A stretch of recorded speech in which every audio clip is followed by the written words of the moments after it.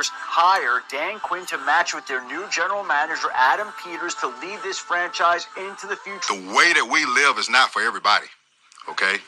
It's not, all right? Because we're going to run and put our bodies on people in a violent manner. Whether the team is giving us the highest of highs or the blues of blues, we'll cover it all here on Commanders Nightly News. I, of course, am your host, Louie T. Thank you for joining me. Let's get to tonight's lead story. So, some interesting news today, an interesting development, if you will. Don't want to go too crazy with it because the story suggested that it wasn't a foregone conclusion, that there was optimism. I think that's the perfect word to use when we're describing this next situation. But we all assumed when Jonathan Allen tore his bicep, I believe it was, or was it his tricep? I think it was his bicep. In the week 5 loss to the Baltimore Ravens. Week 6 loss to the Ravens. We all assumed this season was done. And there have been a lot of people speculating whether that was his last snap in Washington. And it very well might be. Like, there's no guarantee that he's coming back. But today we learned that Jonathan Allen has been working out at the team facility. He's been rehabbing. He's feeling good. And there is optimism that there's a potential for him to be back at the end of this month. Now, I'm not going to get carried away with this report. We've heard guys in the past talk about, potentially being, able to come back if you get to a certain mile marker in the season. A great example of that was Aaron Rodgers a couple of years ago. It might have been last year, matter of fact. If the Jets got to the playoffs, he'd be able to come back. He was never coming back last year. That wasn't happening. But that was floated around, right? Now, this could be a lot more like Hollywood Brown in Kansas City. He injured himself in the offseason. Like, I want to say the preseason, he got injured. I want to say more like training camp, like the very beginning of training camp. They found out that he sustained an injury. It might have been like the first preseason game. But he sustained an injury, and he was going to be pretty much done for the year. But there was hope that he could potentially be back, in December, maybe January, if the Chiefs made, a deep run into the postseason, which they always do. He could maybe be back for that. Now, there's optimism that he may be back as early as late December, right? There's a chance that he could be practicing as early as next week for Hollywood Brown. So I'm optimistic that maybe, just maybe, Jonathan Allen, doctors have said he's progressing well. Everything looks good. He's feeling good. He's starting to push himself a little bit. Maybe, just maybe, we get to that game in late December against Atlanta, and Jonathan Allen's like, yeah, put me in, coach. I'm ready to play today. That would be nice. But I'm not getting my hopes up. But, that would be so good for Jonathan Allen. Of all the players that have been here and endured all of the bullshit that this organization has, put us through and, has really been at the bottom of the NFL, Jonathan Allen has been here the longest to experience it. If I'm not mistaken, I think the only guy that may precede him is Tress Way. I think every other player that is a veteran here that is, stood the test of time through this transition from the Rivera era to AP and Quinn and company, I think Allen is the longest tenured Washington Commanders player outside of Tress Way. Don't quote me on that, but he goes all the way back to 2016, or 17, excuse me. I think Tress Way may go back to 2015. I don't think there's anyone else on the roster that exceeds 2017. I'm pretty sure of it, as a matter of fact. So I only bring that up to say Nobody deserves what's happening this year more than Jonathan Allen. I know it has to be killing him to see this team having success without him. Not that he's upset because he's not a part of the success, like he's not a huge part of what is going on, just because he hasn't seen any success since he's come into the NFL.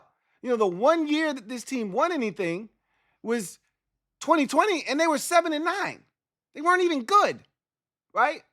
So he's had one season when this team was half decent for a stretch, and that was 2018, the first year of Alex Smith, when they started off the season 5-2, and that season went to shit. Obviously, with Alex Smith's injury versus the Texans, and we all know what happened that year. So he really hasn't seen this type of success. He hasn't been sitting in this particular seat. Now, the team was 7-5-1 back in 2022, but even that team felt like sort of a house of cards, right? Because of the quarterback position. But we still thought we could make the playoffs. And, once you get into the tournament, you never know what could happen. But we had Tanner Heineke at quarterback. I mean, there was only so much you were going to be able to do, right? We were well aware, but this is different, right? This is different, and I know he's dying to be a part of this. And I remember when he got injured, I was like, man, I really feel bad for him, not because we're going to miss his production necessarily as much as he deserves to be on a winning team that is actually good, because he hasn't really experienced that since coming into the league. So I'm holding out hope that 93 can get back. He'd be a big boost on that defensive line. You know, we talk a lot of shit about what he doesn't do and what this guy does and what this guy doesn't do and this, that, and the third, but he's a problem. If you get Jonathan Allen back, fresh too, he'll be fresh if you get him back in week 17 against Atlanta. Hell, week 18 versus Dallas, whatever the case may be. If you get him back, he'll be fresh. He could be a real problem. That would be awesome to add a guy like Marshawn Lattimore in week 15 and then turn around and be able to add a guy like Jonathan Allen in week 17 or 18. That'd be awesome, right? So we'll see what happens with that situation. It's something worth monitoring. Don't get your hopes up. Don't get your hopes up. But there is optimism. And I'm hoping that Jonathan Allen can somehow get back to the field this season and help this team down the stretch run. Also, quick side note, while we're here talking about potential roster moves, things of that nature, the Commanders added place kicker Greg Joseph to their practice squad amid uneasy feelings about Zane Gonzalez's foot. Remember, he showed up on the injury report on Wednesday. I was a bit uneasy myself. I told you I wanted competition regardless. If he was perfectly healthy, 110% fine, I still wanted competition. They elected not to bring in competition initially, but the injury did spook them a bit to the point where they brought in Greg Joseph on the practice squad just in the event that something goes awry with Zane Gonzalez leading up to this game. They'll have Greg Joseph. They can pull him up, make him active. DQ said at his press conference that Zane Gonzalez did everything in practice today. He was fine. The last time we were told a guy was fine, he did everything in practice in a week where he was on the injury report, it was Austin Seibert versus Dallas, and we all know how that shit went. So if there are any reservations about Zane Gonzalez, sit his monkey ass down and activate Greg Joseph, a kicker who I actually like, by the way. And I don't like many damn kickers. I actually like Greg Joseph. 13 of 16 this year. Made all of his extra points, along of 52. All three of his misses did come from the money distance, though. That is a bit alarming. Don't love that. But he's 1 of 1 from 50. I think he's 6 of 9 from 40 to 49, and then he's made the rest of his field goals. So I actually like Greg Joseph, though. He's a veteran kicker, been around the league, probably most prominently known from his time in Minnesota, but he's been around the block. Veteran kicker that I actually trust More so than Zane Gonzalez, by the way. And so we'll see what happens with Zane Gonzalez and whether they feel confident. I think Zane's going to go. I think they're going to allow him to kick, and he better make these damn kicks. Yeah, I don't want to hear any shit out of him this week.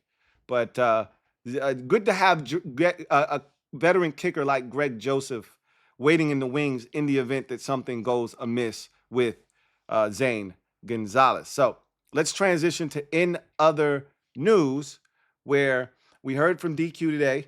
We'll talk about what he had to say.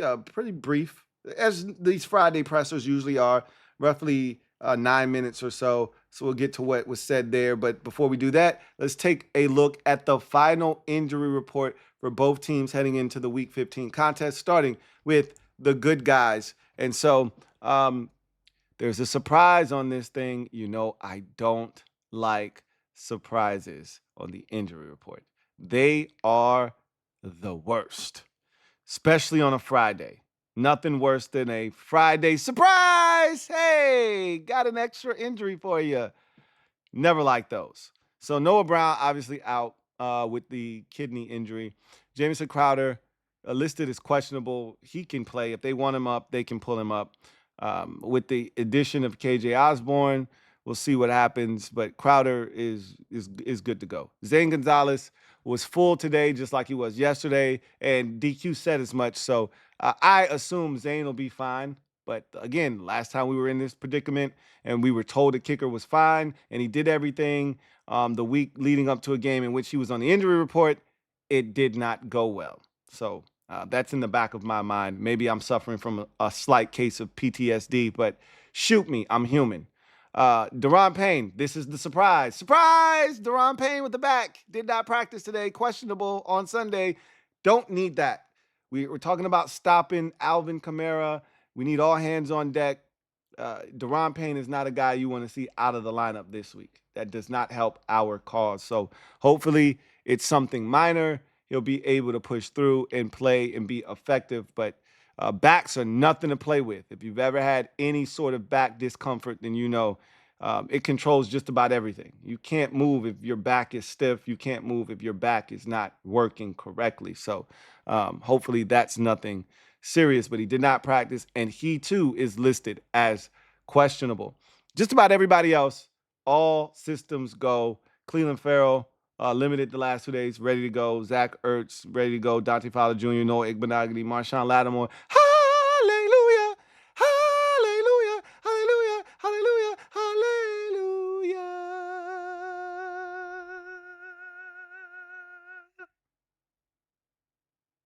Yes! Finally! Marshawn Lattimore, healthy and ready to contribute. I'm looking forward to Sunday. And so is Marshawn Lattimore, who said, I'm ready to go out there and show them why they shouldn't have traded me. He said, I'm happy to be here. Don't get it twisted. But I'm looking to show them that I'm still that guy and they shouldn't have got rid of me. So looking forward to seeing him prove that as well. Jordan McGee and Quan Martin also going to give it a go. Good to see Quan Martin be full on Friday and ready to rock and roll. Never had any doubts, but always good to see a full show up on the injury report on Friday leading up to the game. DQ said the only guy that was slated to miss the game as of right now is Noah Brown. So it's trending towards everyone being able to participate. I think Daron Payne is one to keep an eye on, though. He's one to definitely keep an eye on for sure. But again, as I told you earlier in the week, a very non-threatening injury report, which is what it should be coming off of a bye. Now you go to the ops. This is comical that they list Derek Carr as doubtful despite not practicing all week with a fractured hand and technically still in the concussion protocol. I find that very laughable that they have him listed as doubtful. Despite already naming Jake Hayner the starter for Sunday, they're listing Derek Carr as doubtful. Good for you. If that makes you feel good and warm and fuzzy inside, knock yourself out. DeMarco Jackson, ankle, is out of this game. Alvin Kamara with the illness, I told you, he's going to be fine by Sunday. Full participant today. He's no longer listed on the injury report. Juwan Johnson, been limited with the foot all week. I told you he'd play. He's no longer listed on the injury report. Bub Means is going to miss this game with an ankle. They could ill afford to lose any more receivers, so that definitely does help, but it's not like he was a massive part of their offense right now as a rookie. And then Tano Passing questionable. I think he's going to be able to give it a go. He's been full all week with an Achilles injury. So no surprises here on the Saints side of things. Everything that I believe we felt like was going to happen has taken place thus far with their injury report. So DQ spoke today, named the captains. I'm not good with the captains. I always forget who he names as captains. Let's see. Trent Scott was one of the captains. Cornelius Lucas was another one. And beats me who the defensive captain was. You got me on that one. But he did name, I remember, Johnny Newton is the third captain. So those are your three captains. So all guys in the trenches this week, 2 offensive tackles, backup offensive tackles, and one Johnny Newton, or as he called him, Jay-Z. So DQ talked about Marshawn Lattimore coming back and what having him back means, and he gave credit to Adam Peters for pulling the trigger on that trade. It's not often you get a guy at this stage of the season making his debut for your team, coming from another team. Generally, if you trade for a guy, you get him on the field ASAP, sort of like what they're going to do with KJ Osborne. They didn't trade for him, obviously, but they acquired him, and he's going to be in uniform. I don't know if you guys caught wind of this, but he did, in fact, take the Emmanuel Forbes 13 off the board. So good for him. We'll see 13 in a different light this week with Osborne on the back. Hopefully he makes a lot more plays than the previous 13 did in his little over a year and a half here in Washington. So he talked about Lattimore and being excited about the opportunity to see him, get out on the field and be able to contribute to this team. He, talked about the offensive line.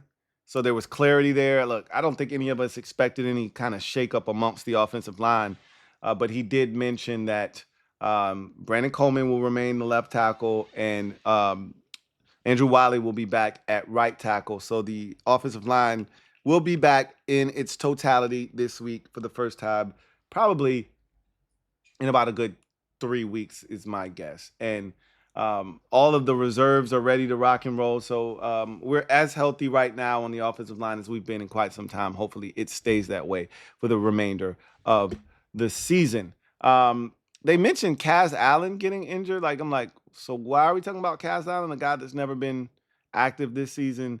And Ben Stanek, said, we saw him limping off the field, yada, yada, yada. And DQ's like, yeah, he, tweaked something, kept trying to catch the football. And so he won't be able to go up to the active roster if need be. I'm like, you weren't going to activate him. You haven't done it all season long. Why would you do it now? And then, a weird question by Ben Stanek, but it proved to be an interesting one. He asked about Michael Wiley and, replacing Eckler with a guy that with shiftiness and ability to catch and that sort of deal, like a third down back type of player, which Chris Rodriguez is not.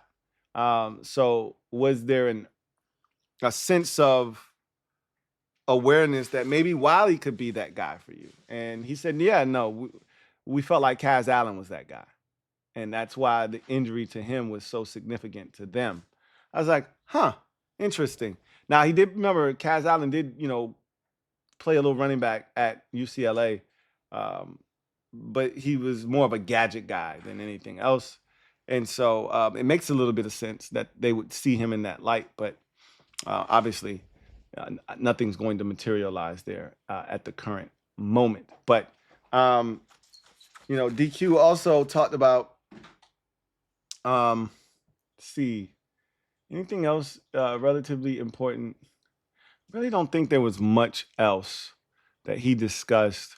Oh, they asked him about KJ Osborne, kind of getting him up to speed. What can they expect from him this week? And he said one thing that he really appreciated about KJ is he's always grinding. He's always studying. They watched a lot of tape on him, not only in New England, but a plenty of tape of him in Minnesota, which is what you probably had to do because there was not very much activity from him this year in New England. So you really had to hunker down and kind of figure out what he did in Minnesota and see if you can't utilize him in that regard.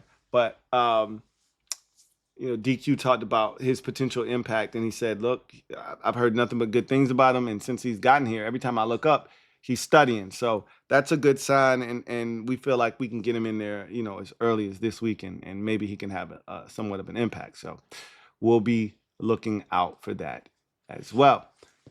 So that was the gist of DQ's presser. He didn't really divulge a ton. Oh, here's something. Nikki Javala snuck in a tricky one on him, and he smiled. I think he knew what she was trying to do, and he just answered it. He didn't answer the actual question, but he just kept saying yes, he's starting. So Nikki Javala asked him, "Is Marshawn Lattimore starting?" And DQ said, "Yes, he's starting." And then she said, "For Forbes?" And he's like, "Yes, he's starting." And he laughed, and he said, "Yeah, he's starting." And so is he starting for, or excuse me, not for Forbes, for St. Juice? And he just said, "Yeah, he's starting." And she was like, "For St. Juice?" He's like, "He's starting." And he just smiled. And so I'm pretty sure he's starting for St. Juice. I feel pretty confident in that assessment. I think we all do at this point. But he didn't specify, like, yes, he will be starting for Benjamin St. Juice. He didn't do that. And I think he did that on purpose, by the way. So there is that. But I digress. Let's how the hell did I get there? Wow. Anyway, I'm all out of whack, but let's get to the game plan. It's not like you guys thought that I felt like the Saints were going to beat us anyway. But let's get to the game plan. Shall we? I think we shall. So, offensive keys. Let's get to the offensive keys in this game versus New Orleans. And the first one for me offensively is fast start. I think the Commanders need a fast start to this game. We are one of the best first quarter scoring teams in the NFL. If you go by the last 3 weeks, we are the highest scoring team in the NFL in the first quarter. Obviously, a lot of that due to the 21 points scored in the first quarter versus the Tennessee Titans. But overall, we've been a very potent first quarter offense this season. We are third highest scoring offense in the first quarter this year.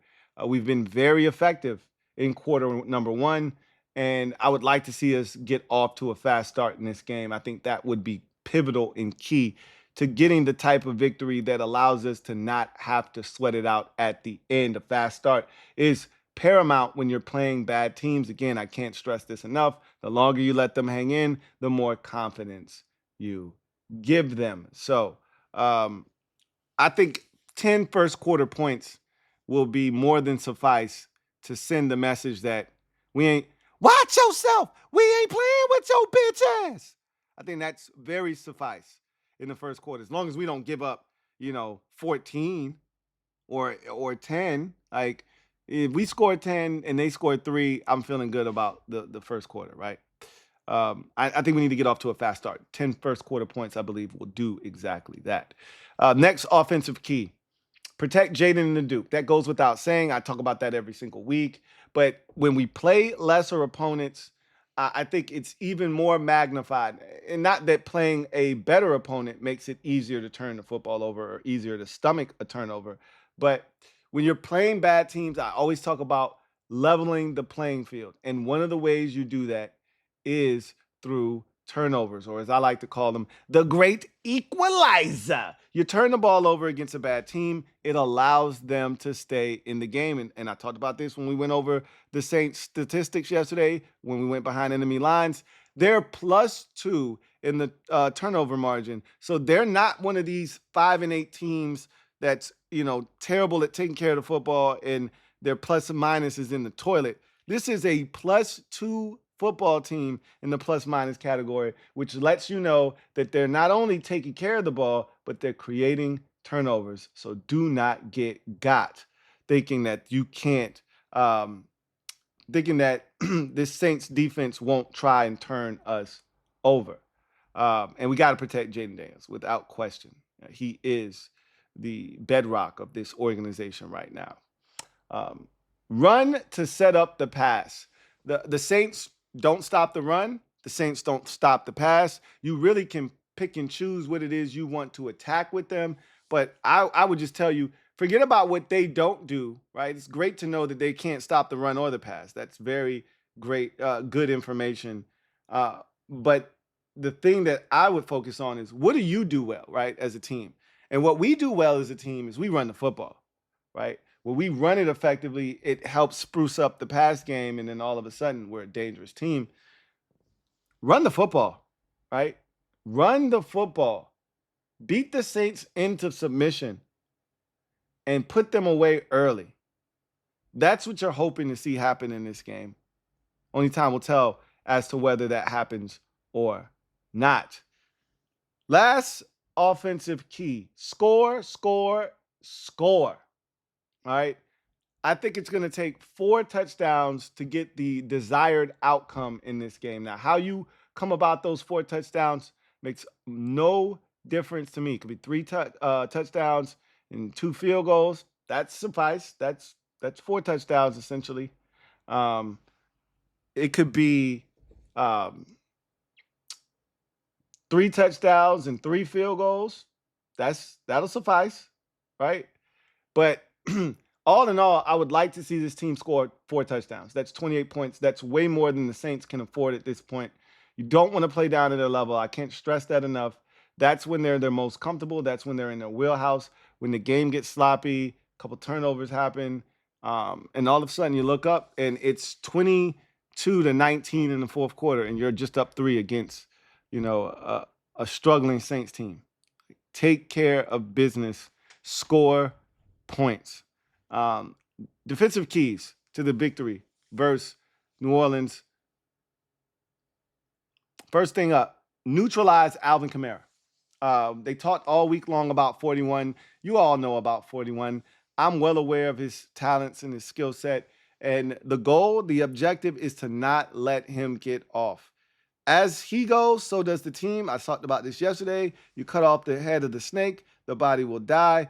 Well, Alvin Kamara is proving to be the head of this snake.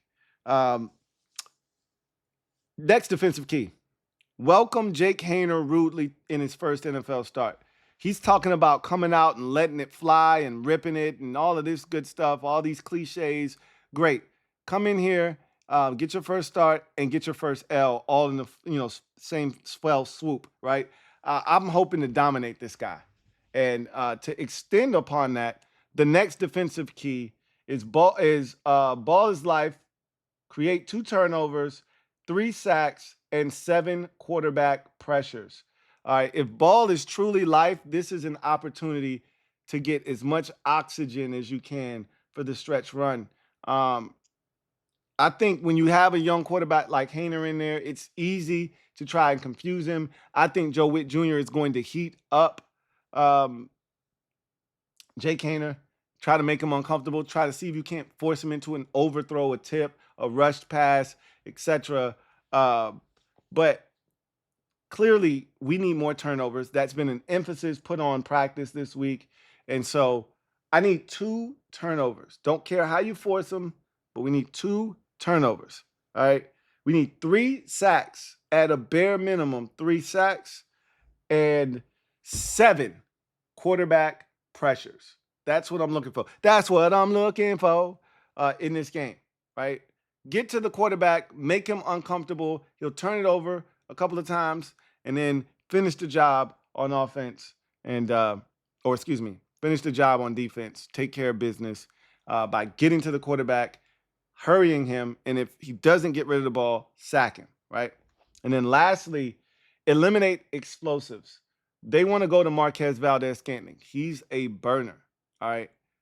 And so make sure you're not giving up any cheapies to a quarterback making his first career NFL start. Make him earn every single blade of grass that he is able to get on Sunday. You're hoping to do exactly what you did to Carolina. They tried to move it down the field. We bent, but we never broke. And you get to him, you fluster him, and boom, he throws a pick. Or I think in the case of Jan Jones, he fumbled. Whatever the case may be, I would advocate for whomever. I'll just say this. If we don't give up explosives in this game, we will win. It feels like we will hold them down on offense. I shouldn't say we will win because there are other factors that can play into it. I'll just say this. If we don't give up explosives on offense to the Saints, I feel like we can hold them to 13 points or less.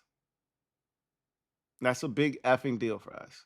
We're averaging up over 22 points given up a game. So if I look at your project and I say to myself, can we do this? Can we go to New Orleans, take Jake Haener out of the game, right? Take him out of the mix, make him irrelevant in his first career start. Marshawn Lattimore is on that side of the ball. You know he wants to make a play. I'm hoping Jake Haener gives old 23 a spin, all right, around the block, gives him an opportunity to maybe take one away. See if we can't get a couple turnovers, right? Flip the field, short field for the offense, maybe even take one back to the crib, you know, by yourself, right? That'd be great. But at the end of the day, eliminate the explosives, take away the run game, take away any crutch that Jake Haener may utilize to try to have a solid NFL debut. You know, that's not been a good thing for us. Quarterbacks making their debut against us. We had a similar situation 2 years ago against the Indianapolis Colts, if you recall. And God damn it, what was the name of that quarterback? He played well against us. The Texas quarterback. He should have beat us that day, if not for turnovers. He should have beat us. I don't want to see that shit against the Indianapolis Colts. We needed a damn near miracle. Terry had to go and make a play. I want to see that shit in this game. Jake Haener needs to look like a damn rookie quarterback. He needs to look inferior. 2 turnovers. Don't care how they come. 3 sacks, bare minimum, 7 pressures. Let's get after his ass. Pause.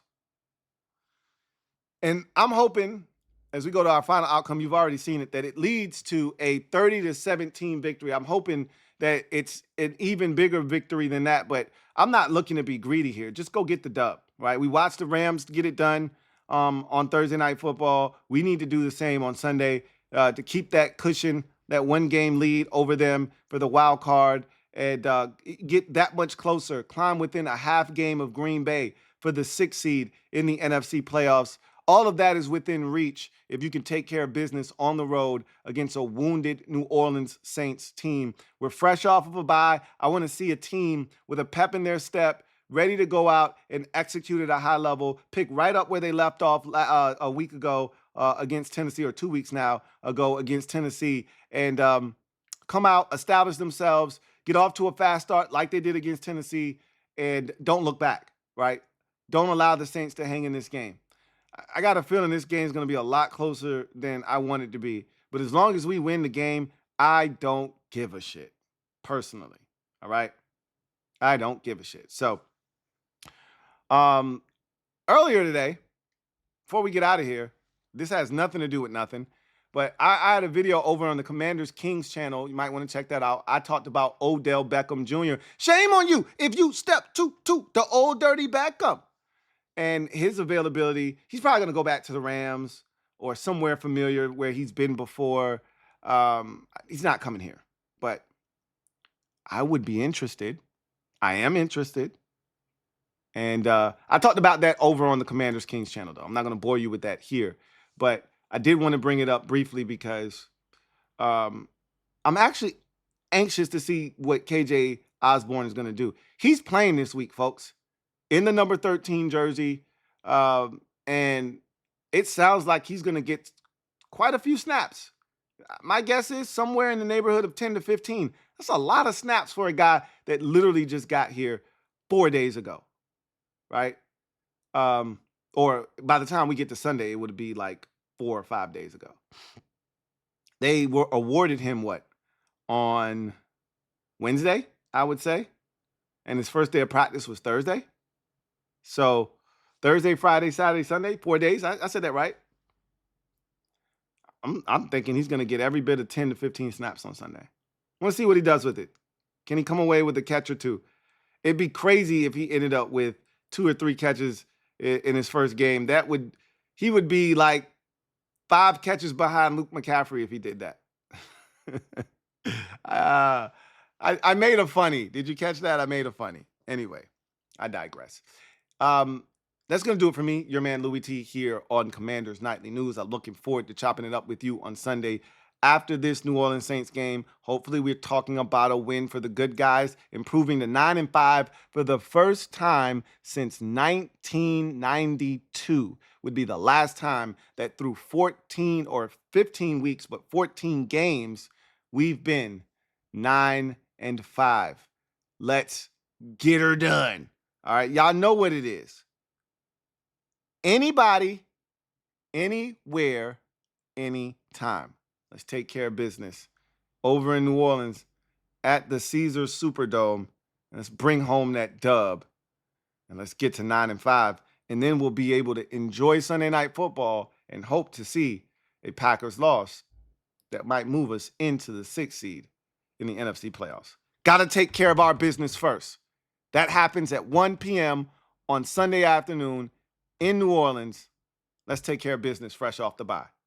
I'll see you at the post game. Remember, I'll be over on Bleacher Report for the first 30, and I'll come straight over to you and we'll react to that Saints game.